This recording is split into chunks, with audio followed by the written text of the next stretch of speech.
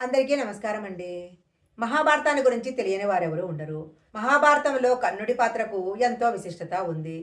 కర్ణుడి కవచకుండలాల వెనుక దాగి ఉన్న రహస్యం ఏంటో ఇప్పుడు మనం ఈ వీడియోలో తెలుసుకుందాము. ముందుగా ఒక చిన్న రిక్వెస్ట్ అండి. మీరు గనక మా ఛానల్ మొదటిసారి చూస్తున్నట్లయితే వెంటనే సబ్స్క్రైబ్ చేసుకోండి. పక్కనే ఉన్న బెల్ ఐకాన్ని యాక్టివేషన్ చేసుకుంటే మేము పెట్టే వీడియోలన్నీ కూడా మీకు ముందుగానే నోటిఫికేషన్గా వస్తాయి. కర్ణుడు కుంతీదేవికి పుట్టలేదు. కుంతీదేవి కూడా నవమోసాలు మోసి కర్ణుని కనలేదు. కర్ణుడు పసిబిడ్డగా సూర్యుని ద్వారా కుంతీదేవికి ఇవ్వబడ్డాడు అంతే. కన్యగా ఉన్న కుంతికి దుర్వాస మహర్షి ఇచ్చిన మంత్రము సంతాన సాఫల్య మంత్రము. ఆ మంత్రంతో ఏ దేవతను ఆవాహన చేస్తే ఆ దేవత వచ్చి సంతానాన్ని మాత్రమే ఇచ్చి వెళ్ళిపోతారు తప్ప అంతకు మించి ఎలాంటి వరాలు ఇవ్వరు. ఆ మంత్ర ప్రభావం అలాంటిది. పూర్వకాలంలో ఒక రాక్షసుడు ఉండేవాడు. వాడు బ్రహ్మదేవుని గురించి ఘోరమైన తపస్సు చేసి 1000 కవచాలను వరంగా పొందాడు. అప్పటినుంచి వాడికి సహస్ర కవచుడు అనే పేరు వచ్చింది. ఆ వరగర్భంతో వాడు సర్వలోకాలను నానా హింసలకు గురిచేసి ఆనందిస్తూ ఉండేవాడు. వాడి బాధలు పడలేక సకల ప్రాణికోటి శ్రీ మహావిష్ణువుని శరణు కోరతారు. అప్పుడు శ్రీ మహావిష్ణువు, నేను నరనారాయణ రూపాలతో బదరికావనంలో తపస్సు చేస్తున్నాను. వాడికి అంచకాలం సమీపించినప్పుడు వాడే నా దగ్గరికి వస్తాడు.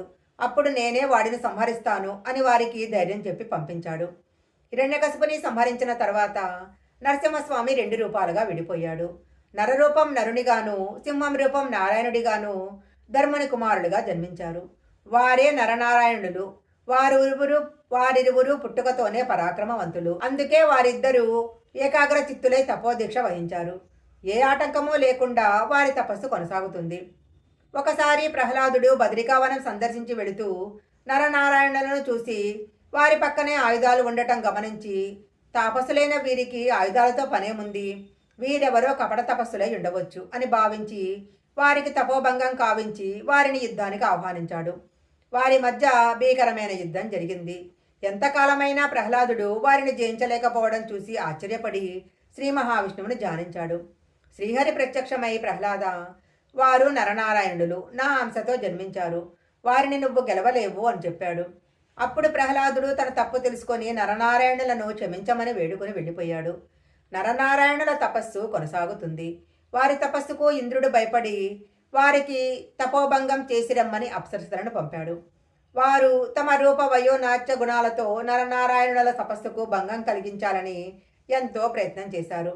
అయినా కూడా ఫలితం శూన్యమైంది. అప్పుడు నారాయణుడు వారిని పిలిచి, మీ అందాలు మమ్మల్ని ఆకర్షించలేవు. మేము ఇంద్రపదవిని ఆశించి తపస్సు చేయటం లేదు అని మా మాటగా మహేంద్రునికి తెలియజేయండి అని తన తొడ మీద చరిచాడు. ఆ శబ్దం నుంచి ఒక అసాధారణమైన అద్భుతమైన సౌందర్య రాశి జన్మించింది.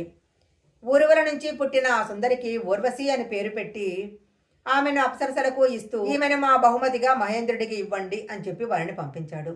మహేంద్రుడు తన తప్పు తెలుసుకొని నరనారాయణులను క్షమించమని వేడుకున్నాడు. నరనారాయణుల తపస్సు కొనసాగుతుంది. ఆ సమయంలో సహస్ర కవచుడు వారి దగ్గరకు వచ్చి వారిని యుద్ధానికి ఆహ్వానించాడు. అప్పుడు నారాయణుడు అతనితో, రాక్షసేశ్వర, నీ సమరోత్సాహం మాకు ఆనందం కలిగింది. మేమిద్దరం కలిసి నీ ఒక్కరితో యుద్ధం చేయడం ధర్మం కాదు. కాబట్టి మాలో ఒకడు నీతో యుద్ధం చేస్తుంటే మరొకడు తపస్సు చేసుకుంటాడు. అతని తపస్సుకు ఎలాంటి అంతరాయం కలగకూడదు అన్నారు. అందుకు నీకు సమ్మతమైతే యుద్ధం చేస్తాను అన్నాడు. దానికతడు ఒప్పుకోవటంతో నారాయణుడు యుద్ధానికి దిగాడు. యుద్ధం భీకరంగా సాగుతుంది. అలా 1000 సంవత్సరాలు గడిచిన అనంతరము నారాయణుడు సహస్ర కవచన 1000 కవచాలలో ఒక కవచాన్ని భేదించగలిగాడు. అప్పటికి అలసిన నారాయణుడు తపస్సుకు ఉపక్రమించగా నరుడు సహస్ర కవచనతో యుద్ధానికి దిగాడు.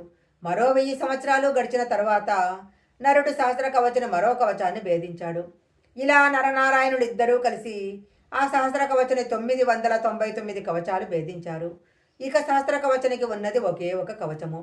అది గమనించిన సహస్ర కవచనికి భయం పుట్టి యుద్ధరంగం వదిలి పరుగుపరుగున సూర్యుని దగ్గరకు వెళ్ళి అభయం ఇమ్మని వేడుకున్నాడు. అప్పుడు సూర్యుడు, కలకాలం నేను నీకు అభయం ఇవ్వలేను. నరనారాయణుల అనంతరము నీకు నా నుంచి విడుదల కలిగిస్తాను అన్నాడు. సహస్ర కవచుడు సమ్మతించి సూర్యుని దగ్గర ఉండిపోయాడు. కుంతి మంత్రజలానికి కట్టుబడి వచ్చిన సూర్యుడు ఆ సహస్ర కవచనే పసిబిడ్డగా మార్చి కుంతి చేతికి అందించాడు. అందుకే కర్ణుడు సహజ కవచ కుండలాలతో జన్మించాడు. ఆ కర్ణుని సంహరించటానికే నరనారాయణులిద్దరూ కృష్ణార్జునుడిగా జన్మించి కురుక్షేత్ర రణభూమిలో కర్ణుని సంహరించారు. ఇదండి కర్ణుడి యొక్క కవచకుండలాల వెనుక ఉన్న కథ.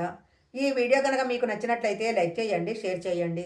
ఇలాంటి మరిన్ని వీడియోల కోసం మా ఛానల్ సబ్స్క్రైబ్ చేసుకోండి.